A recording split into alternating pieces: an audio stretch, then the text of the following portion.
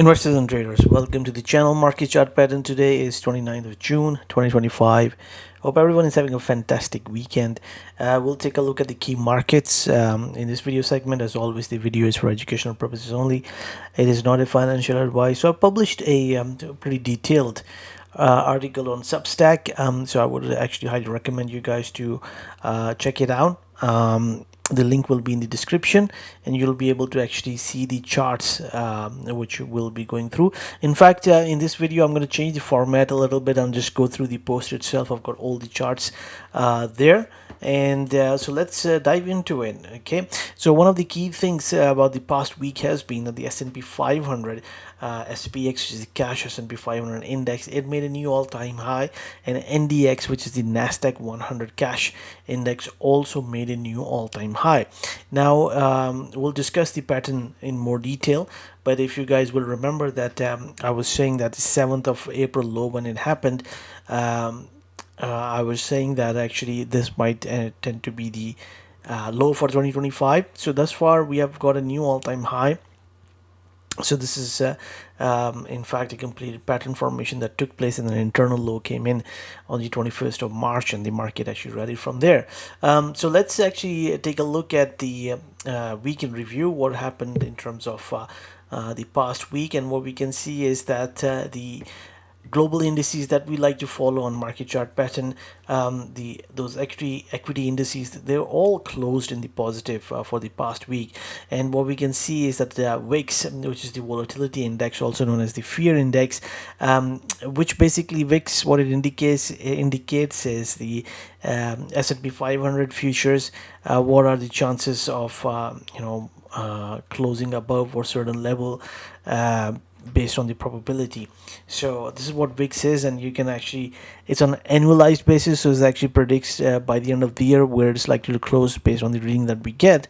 But we can de-annualize it to get it to a monthly, weekly, and even daily basis to work out our ranges. This is something I used to publish. I stopped doing that, but I think I'll just continue. I'll try to give more data about that maybe in the future articles. So what we can see is that last week the Nikkei 225, it was the best performer with 4.55% up, and the Nikkei actually had been one of the indices which was lagging in terms of the international indices. It's quite nice to see a rally.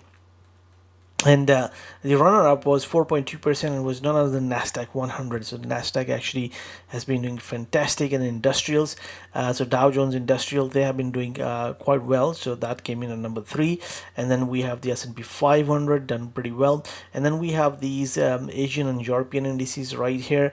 German DAX had a bit of a pullback, and the worst performer was actually FTSE 100, which was just up like 0.28% for the week. Now if we take a look at this on the month to date basis, we can see that it's actually the South Korea's Kospi 200, which is doing pretty well for the month of June, although the month is not over yet. We've got one more trading day to go, and the nasdaq 100 has done quite well as well, up like 5.59%. On year to date basis, is again the South Korean index, it's done pretty well. German DAX has done pretty well as well, and look where the Hang Seng index is. Now India's Bombay, the SENSEX index has done quite well as well, although earlier on it had a bit of a dip as well. Now if we just take a look at the sectors and how they have performed, you'll be able to get the exact chart, which you can actually, I believe, download and save for your reference on the marketchartpattern.substack.com. So what this chart illustrates is that this is in orange, we see the return by S&P 500, which is about 3.44% for the past week. But certain sectors actually outperformed, certain sectors actually underperformed. So if you look at the ones which have actually outperformed, these are the one in blue on the going upwards, and we had the XLC, which is the communication services. It was up quite a lot for the past week. And then the worst performer was actually the energy, which is quite conceivable because we saw quite a bit of a rally in the energy. sector. But last week we also had some news came out with regards to geopolitical events. So the war in the Middle East actually ceasefire happens, which is really good to hear about, and then that has impact on the energy stocks as well. So this is what we see in this sector. And then the other two sectors of this is XLK, which is technology, done really, really well. And then we have the consumer cyclical stocks, which is in the XLY. So this is for the week. And then on month to date basis, we have the technology really performing well, 8.78%. And then you can see that it's really outperformed the S&P 500 broader index, which also has a fair amount of technology related stocks. There is certain overlap between that, but again, XLK on its own, this ETF has really performed really well, and the communication services is coming number second. However, the energy still remains elevated, but I think going forward, we could see some sort of further pullback in energy. And then if we take a look at, these are some of the stocks which actually outperformed the S&P 500 last week. This is on the daily basis. A big move which came in Nike, which was up about 15.19%. And towards the end of the video, we'll actually go through the pattern formation in Nike stock. And I believe because of the earnings and the call that went out and the message that was coming from the leadership, it's good times are coming back into Nike, and perhaps we might be seeing is short covering because it had a huge gap up. And then it closed pretty nicely as well. So that's pretty interesting. And then Boeing, which is actually a pretty troubled company because of the issues with their planes, etc. But it's also in the defense sector. That was up. It was quite interesting to see that. And then we have Carnival. This is hotel, resorts, and cruise. So what is coming up? Holidays, summer holidays. So we begin to see a number of these popping up. So Carnival is there, and then we have the Norwegian Cruise Line Holdings, which is also in the hotels, resorts, and cruise lines, and of course the Hilton Worldwide. So it looks like that seasonality is kicking in, and then the investors are beginning to actually also move into these names. And if we take a look at this on the week to date basis, then yeah, some of those names such as Nike will appear here as well because fantastic performance. And to be honest, these are just top 10 stocks which are beating the S&P 500. So there are many more, but I've just restricted it to top 10. Now the interesting one is actually the AMD, which has performed really well. This is a semiconductor sector, which is here. And then again we can see Carnival making its way right here as well. Northern Trust and Blackstone, so some of the asset management companies appearing here is interesting to see. And on the month to date basis, you can see quite a few semiconductor stocks as well. So semiconductors has been doing quite well, and of course the Nvidia itself has been doing pretty well. We have the Micron, the AMD, then we have the Microchip Technology being here. So quite a lot of these semiconductor names in Lam Research doing quite well. And here Palantir for the year to date basis. Gold of course has done quite well. So NEM is the stock to be watching for. Now, excuse me. We'll move to the markets, and let's start by taking a look at the dollar. So what we are taking a look at is this ABCD pattern. Look, the dollar closed pretty negative for the week, although we had a little bit of support coming in from 1.272 expansion. But it looks like the chances are it could actually pull a little bit further down. So this is on the daily chart, and look, this is our really long-term dollar chart. And here, excuse me, I'll have to take a sip of water.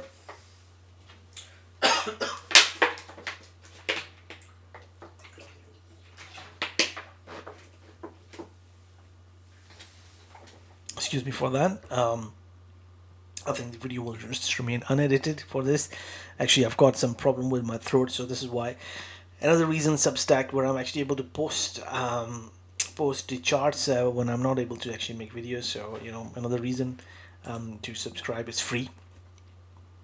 Now the Euro USD, we had a really long-term target around 1.1750.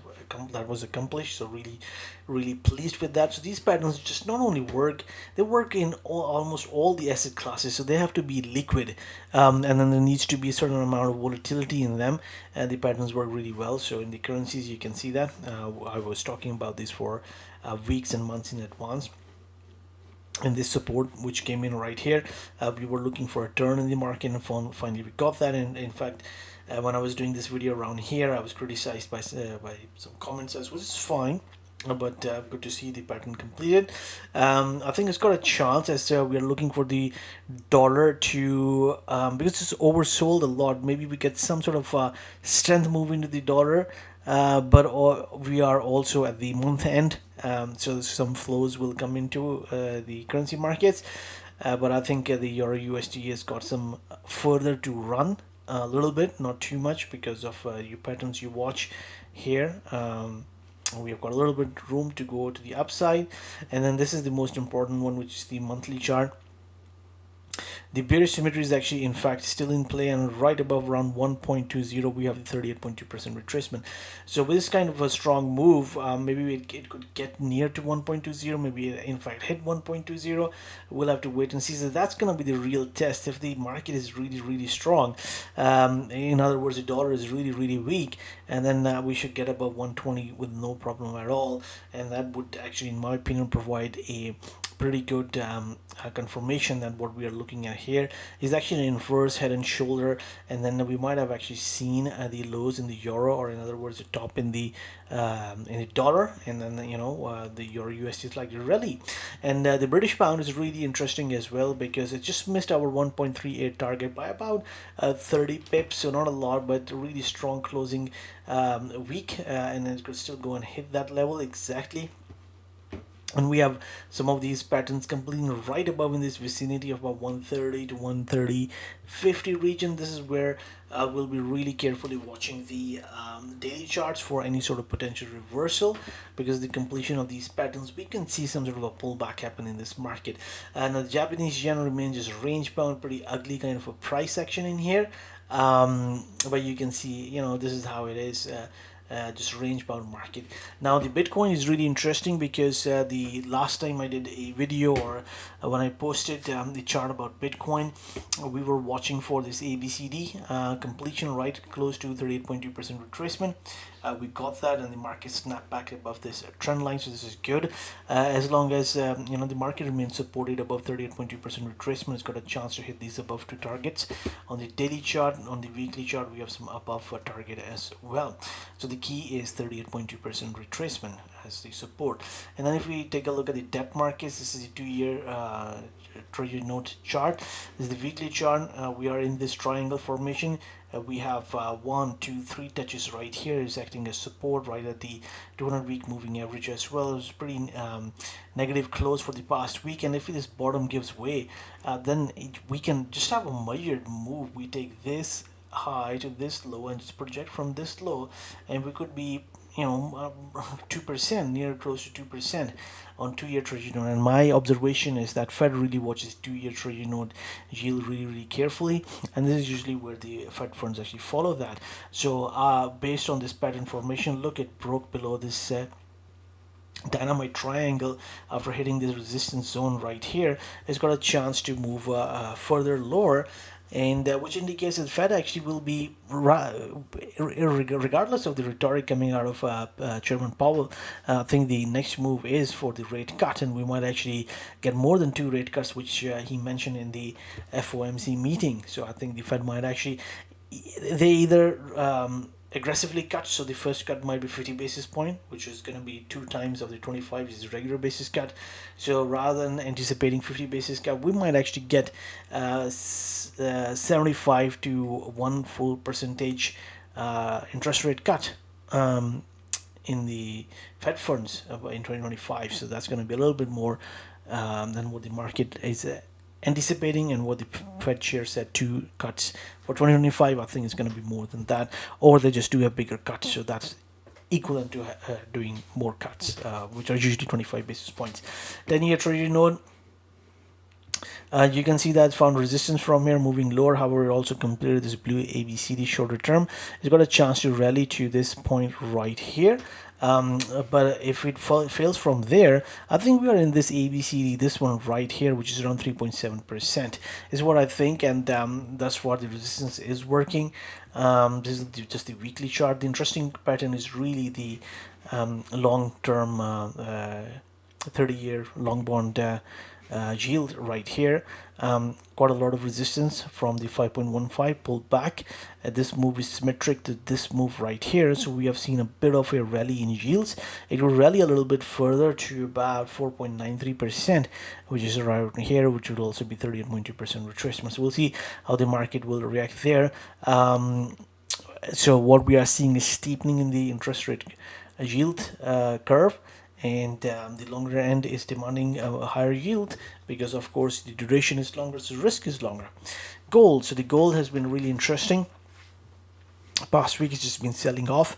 It actually last Friday closed below this line right here. Now we could get into this range. It's a fairly big range where I've got this shaded region. This is where we have a number of this the black ABCD completing, then the extended red one, and then if we take a look at the symmetry, so this one, this move from here to here is equal from here to here, and then this will be equal from here to here. So it's about a $60 range, which is quite large, but the gold is moving a lot. It's able to move $40 to $80 in a single day, and at times even $100.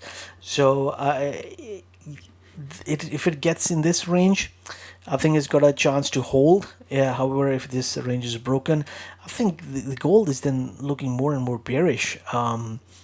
The trend line is broken, support right here, closes below this, especially this low right here.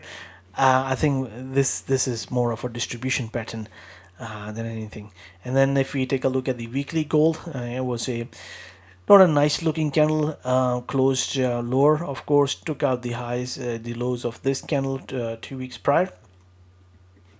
And of course the month of June is not over, but if we just take a look at this, you can see if it closes around this vicinity, it's another inside bar formation within this mother candle.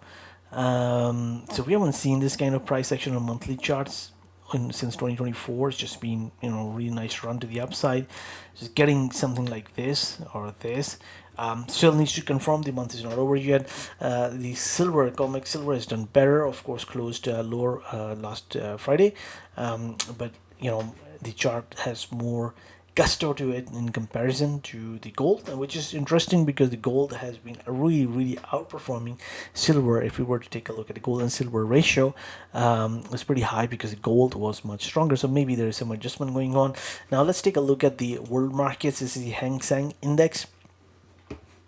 It's just moving nicely. It's been really performing really well since the beginning of 2025. I think it's got a chance to at least hit this 24,832 to the 61.8% right here.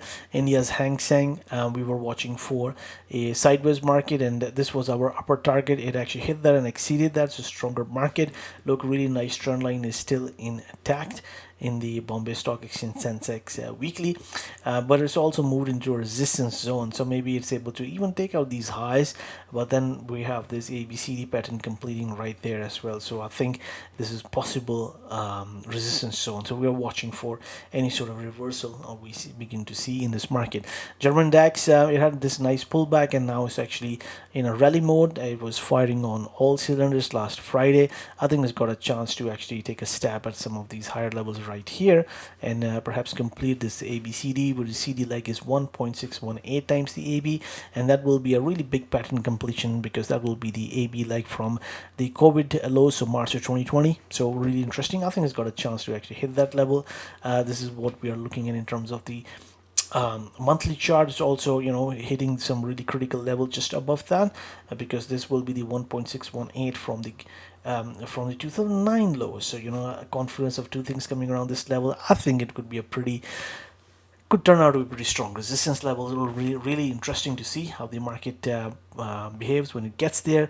FTSE 100 last week was a little bit disappointing, so but last Friday it rallied quite a bit. Maybe it could get to these levels, but maybe I think more of a sideways markets for that. U.S. markets really interesting because the S&P 500 closed new all-time highs last week. I think we are in this ABCD red one in this pattern formation. 6,500 is the kind of the target shorter term. The market could actually get there before August. I would imagine. Of course, for us, the real key is the 7th of April lows. As long as these lows are intact, the bull market is intact. S&P 500 on the weekly chart. So I was actually anticipating 6,100, 6,150 is where I think after making new all-time highs, the market just go range bound. This could still happen, and it's going to be a pretty massive range between 6,150. Where the market is right now, maybe a little bit higher to 5,700. But the interesting part will be whether it gets to 6,500 first or whether it begins to just go range bound. And NASDAQ 100 also made new all-time highs. It's above this 1.618. It's got a chance to hit this higher level right here, which will also be the completion of this exact CD leg when it gets into this zone. So it'll be really interesting to see that. On the NASDAQ monthly chart, we have the higher levels as well. So as long as the 7th of April lows are held, I think we are in this pattern formation. But summer months, we know that the markets can actually slow down. Months of August and September have typically been, and also October, when we have seen big pullback. So there is kind of a natural rhythm that happens, that rally maybe in the early part of the summer, and then from August onwards we begin to actually pull back to get into September, October lows. So 2023 October formed a low. 2024 was an election year, so a bit of an anomaly. October of 2022 formed a big low, and we have seen the markets rally since then. So that sort of summer seasonality pattern could still kick out. That possibility is there, but as I said, whether the market S&P 500 gets to 6,500 first or it begins to go sideways pretty much from where it is right now remains to be seen. Okay, so small caps is where it's really struggling. It's just not really able to get above the 61.8% retracement. But as we are looking based on the pattern recognition, the interest rates could actually move lower, which will be really beneficial for the small caps. So maybe it's just setting up for a rally format. 7th of April lows are a key for it. As long as they are held, we might be in A, B, C, D to the higher, to the upside.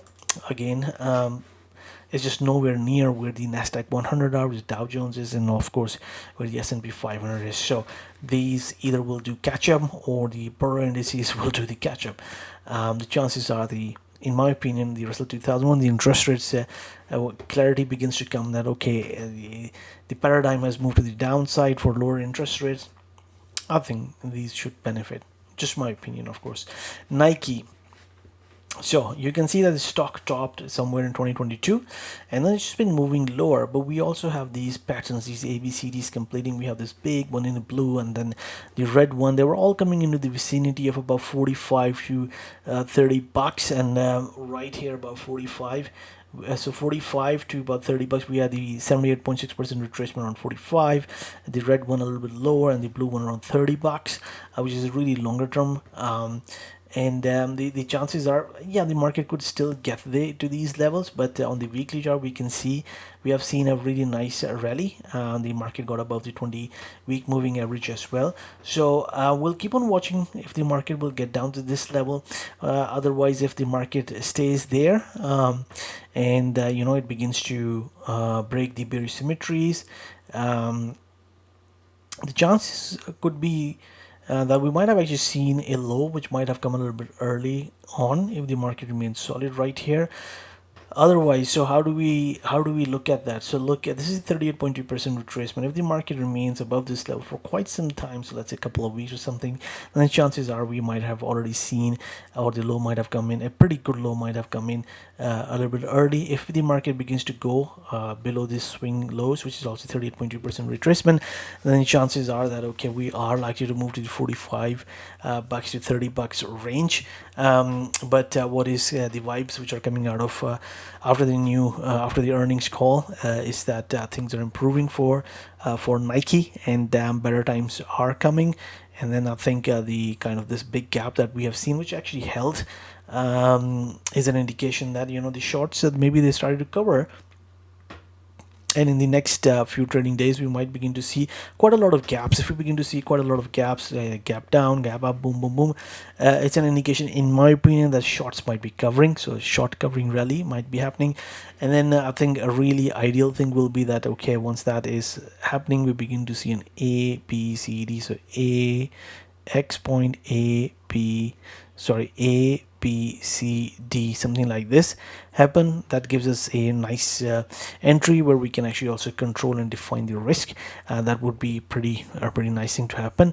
Of course, this is just for educational purposes only. It's not a financial advice. I've got a disclaimer right here as well. So thank you for watching the video.